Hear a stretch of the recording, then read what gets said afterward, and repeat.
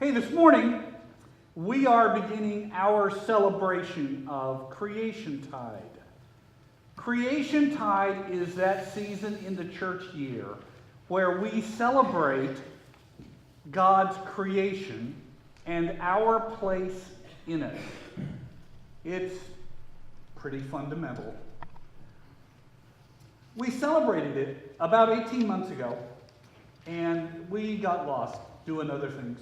But I think that right after Easter is the perfect time to be doing Creationtide because our creation is absolutely beautiful.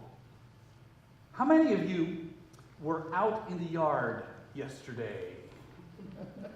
Yeah, 'tis the season. Well, about 6 months ago, Diana Butler Bass published a new book called Grounded.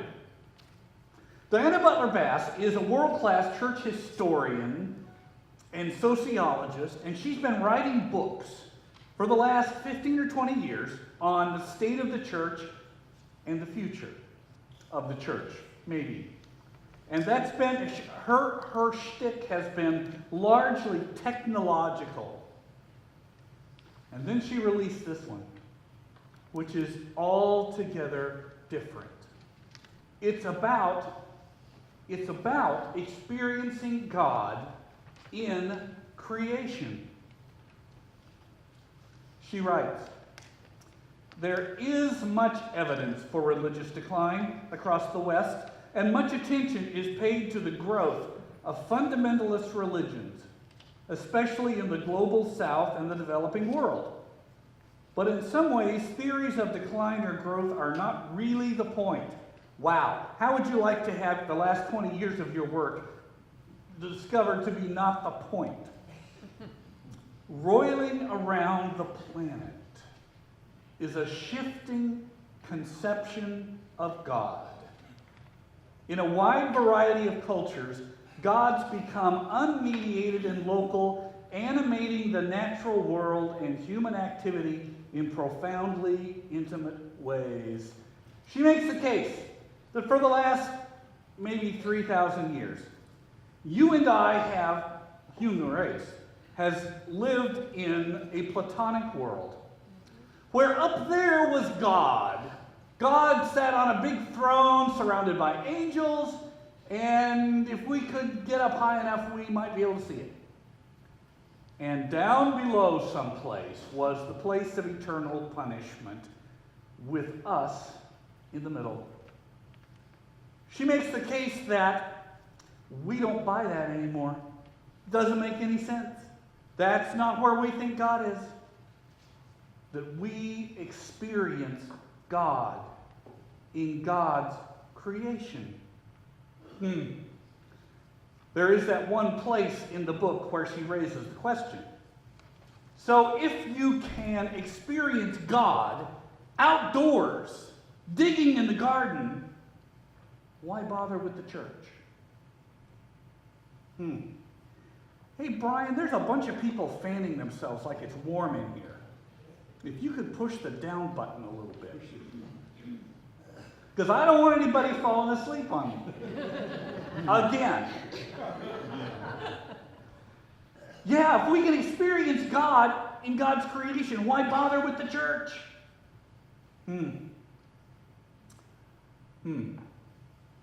Well, that's at the end of the book.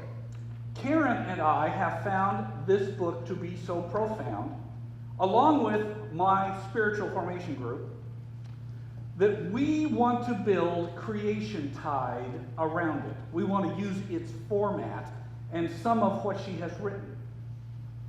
So we're going to do Grounded for Creationtide. Now here's what I hope. I hope that you have all pulled out your smartphones, pulled up your Amazon app, and ordered the book. That way you can have it here on Wednesday. We also hope that you so enjoy the book and these sermons that you're going to want to talk about it. So we're offering 2 discussion groups that begin tomorrow. Karen is leading one that will meet here at 6:30. I'm leading one on Wednesdays that meets at 10 a.m. You can come if you haven't read the book. Just come if you'd like to talk about grounded or something that we bring up in our sermons. I think it sounds like a lot of fun. Which means that I get to preach on the first chapter of Grounded, which is entitled Dirt. Dirt. You know, I've been preaching 30 years, and I have never preached on dirt. It's a little bit of a challenge. Dirt. What I remember about dirt is that as a child, I loved digging holes. And one year I got out in the garden and I dug a deep hole and then I turned left. And then underground I dug an even bigger hole. I had my own bunker, which was of some concern to my parents, as I had dug it in their garden, and they were afraid they might unsuspectingly collapse it on me. What fun. Tell me about dirt. What have you done in the dirt? Planted flowers. Composting. Pull weeds. Blackberries. Oh, there is blackberries. Do what? Dig fishing worms. I presume you define dirt as soil, not what we do to others. I don't want the dirt on you, no.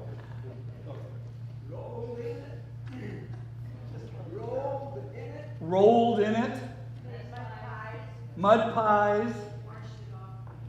Took first graders to get their garden bed ready, and they were discovering insects and worms and caterpillars and roots and all kinds of stuff. So you help children explore dirt. Yeah, and dirt, how to shovel dirt without going through here.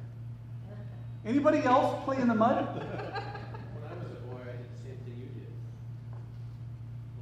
did. It's genetic, isn't it? Yes. Dig. I took all of my grandmother's not quite open peony buds and made fertilizer. Oh. Dirt. We all have our memories of dirt. Dirt's pretty common. Dirt's everywhere. It doesn't taste very good. Won't kill you, but it doesn't taste very good. But do you realize that dirt is a miracle? Do you know that in 1 gram of dirt, that there are 1 billion living things? In 1 gram, 1 billion. 50,000 different species of things in 1 gram of dirt. There's one, it's called the mycorrhizal filament, which serves as a telegraph system for the plants above ground. When a rose bush gets attacked by aphids, it sends a message through these filaments to the other plants so that they can get their defenses up. In 1 gram of dirt. And of course, dirt is incredibly valuable. No topsoil, no crops, no food, no human life. We've got to have topsoil, and that's a bit of a problem because in the last 40 years, a third of our cropland has been rendered unusable and sterile. A third. And in the last century and a half, we have lost half of our topsoil. That's a problem. I love going to the Beaverton farmer's market. Who goes? Who goes to the farmer's market? Thank you, Carol Schick. You were on the council when that was started, weren't you? I I love going. The flowers, the beautiful vegetables. I really love berry season, especially the blackberries. We have these gigantic bags so that we can buy whole flats of berries, bring them home, freeze them, eat them all year long. If we don't have any topsoil, what are they going to sell at the farmer's market? It's that kind of problem. We have to care for the soil. Fortunately, there's another way to make topsoil. Typically, it takes hundreds, if not thousands of years to create 1 inch of topsoil. The other way to do it is through photosynthesis, by which our plants grow and through which sunlight produces plant sugars, which in turn feed colonies of microorganisms in the plant's roots. And those billions of bacteria, fungi, and protozoa burrow about, forage, eat, and die, creating humus, topsoil. But it's got to be the right kind of crops, not just anything. Isn't that the most amazing thought? You and I spend our lives trying to get rid of dirt. We dust all the furniture, we wash all the clothes, we vacuum the carpets, we make the dog stamp mud off his feet before he comes in. We tell our children to keep their clothes clean. We treat dirt like dirt. It's really a miracle. It's really valuable. It's keeping us alive. Dirt isn't dirty. It's beautiful. You know, there aren't many references in the Bible to dirt. But there are some that bear noting. For instance, the second creation story. Genesis 2, verse 4, part B, begins the second creation story in the Bible. In the day that the Lord God made the earth and heavens, when no plant of the field was yet in the earth, and no herb of the field had yet sprung up, for the Lord God had not caused it to rain upon the earth, and there was no one to till the ground, but a stream would rise from the earth and water the whole face of the ground. Then the Lord God formed man from the dust of the ground and breathed into his nostrils the breath of life, and the man became a living being. And the Lord God planted a garden in Eden in the east, and there he put the man whom he had formed. Out of the ground the Lord God made to grow every tree that's pleasant to the sight and good for food, the tree of life also in the midst of the garden, and the tree of the knowledge of good and evil. Hey, do you know why our blood is red? It's because it has iron in it. You know why we have iron in our blood? Because when stars explode, iron is the element most commonly created. Iron. You know, we're made of stardust. We're made of what's left over from exploding stars. There is that wonderful verse in Ecclesiastes that we use every Ash Wednesday. All go to one place. All are from the dust, and all turn to dust again. Did you hear about the little girl that ran out and said, "Mommy, Mommy, I looked under my bed and I don't know whether he's coming or going, but there's somebody under there." Dust. Dust. I got a bigger laugh at early service. Maybe this is a more sophisticated crowd.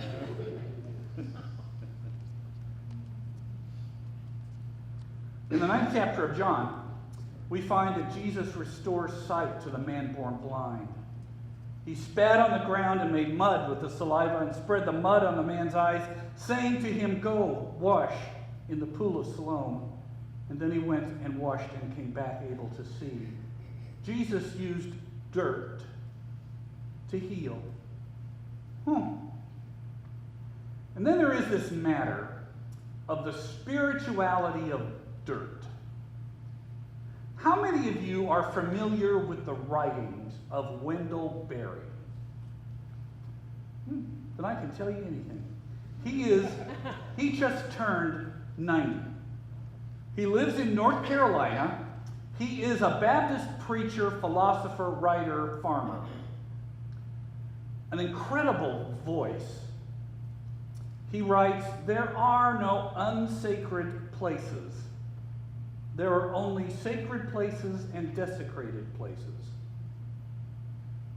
One of the things that's happening in lots of churches is they are developing and renting garden spots.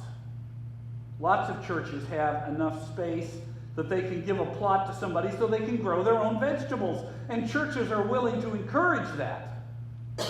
Eat well. Eat the right stuff. But I think there's also the matter of the spirituality of dirt. We have this belief that dirt reveals to us the Creator. That dirt reveals to us that there is something beyond us. Wendell Berry writes, "We must learn to cooperate in its processes and yield to its limits. But even more important, we must learn to acknowledge that the creation is full of mystery, and we will never entirely understand it. We must abandon arrogance and stand in awe. We must recover the sense of majesty of creation and the ability to be worshipful in its presence. For I do not doubt that it's only on the condition of humility and reverence before the world that our species will be able to remain in it."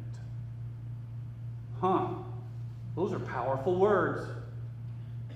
If we want the human race to survive, we've got to learn to look at all of creation with reverence and humility, being good stewards of what we've been given. And I know you've had that experience where you've been digging in the dirt, or climbing a tree, or standing on the beach, and you have become aware that there is something beyond, that there is someone there. You've had that experience, that there is something beyond you. The creation often is the place that reveals to us the Creator. What does the dirt reveal about the Creator? Well, first of all, that the Creator doesn't worry about time. 1,000 years, 1,000,000 years, 1,000,000,000 years. God doesn't care. God has set in motion a cycle of creation and death, and creation and death, often bringing life out of death in a cycle that keeps repeating. And we wonder how long it's been repeating.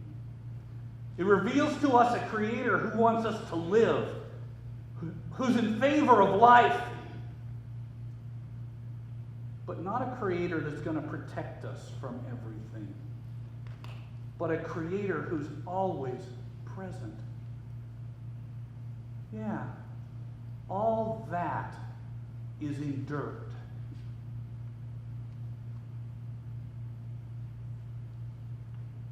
It also reveals a God who trusts us to take good care of creation. God trusts that we'll take care of the topsoil, take care of all those little organisms that live in it.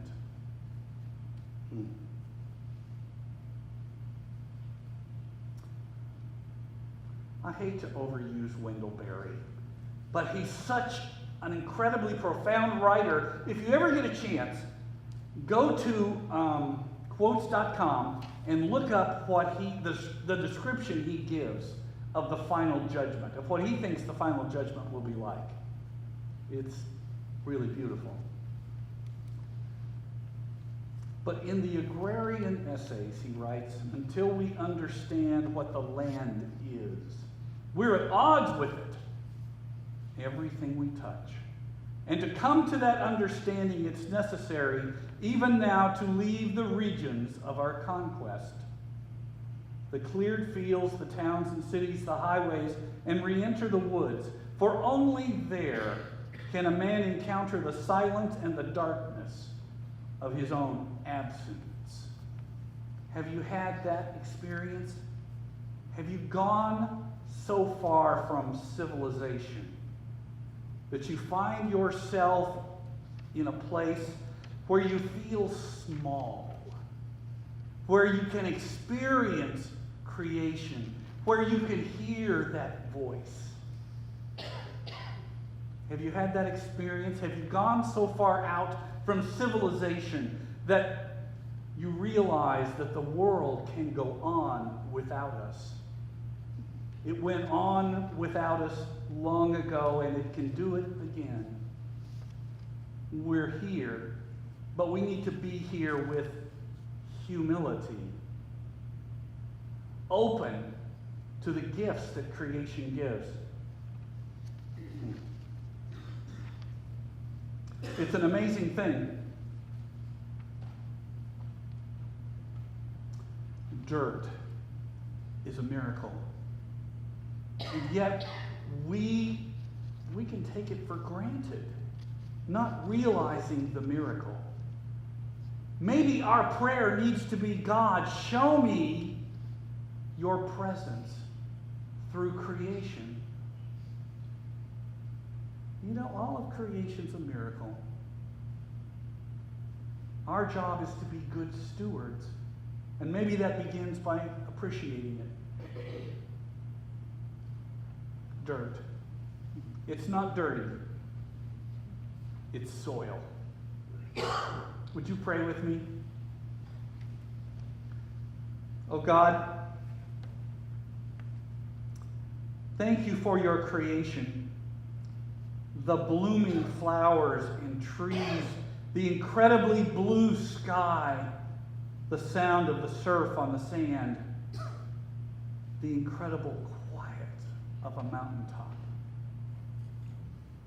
God, thank you for creation, even dirt, that is so alive and is so necessary for our lives. Help us to be good stewards. In the name of Christ, amen.